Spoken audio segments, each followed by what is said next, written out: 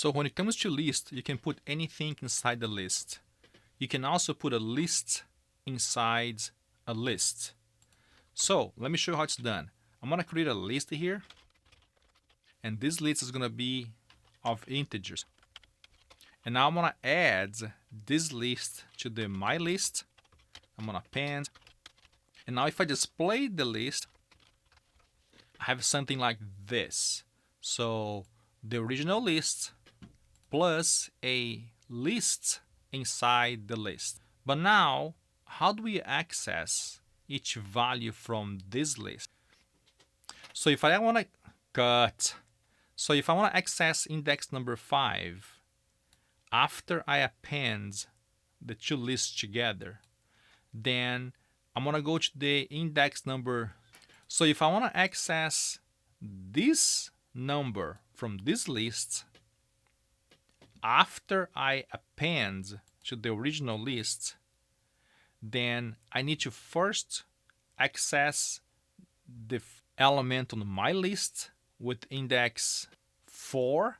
So this is index 0, this is index 1, 2, 3, 4.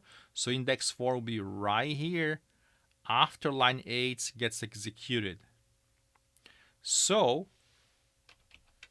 if I display index 4 here, I want to display the entire list.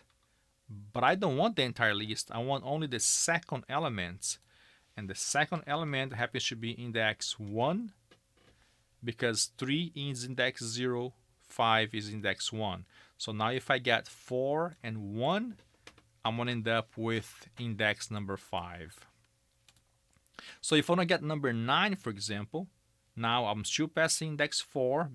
And now I'm going to use the index of the number 9. So it's 0, 1, 2, 3. So if I put 3 here, now I can access the number 9 of that list. So this is how you insert a list inside a list.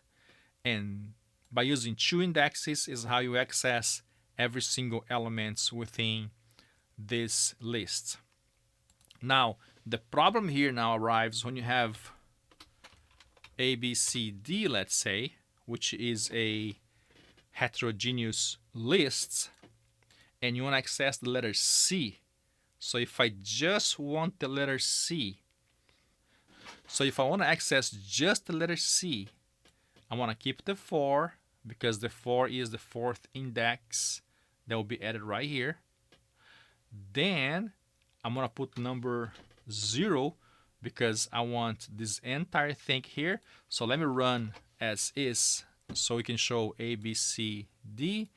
And finally, if I want the letter C only, that will be index 0, 1, 2. So I put another index here, 2. Now I get only the letter C of that string from the list that got added on the my list. So by using the indexes, this way you can access any elements or any parts of a element inside of a list. Alright, so that's all for this video. Thanks for watching.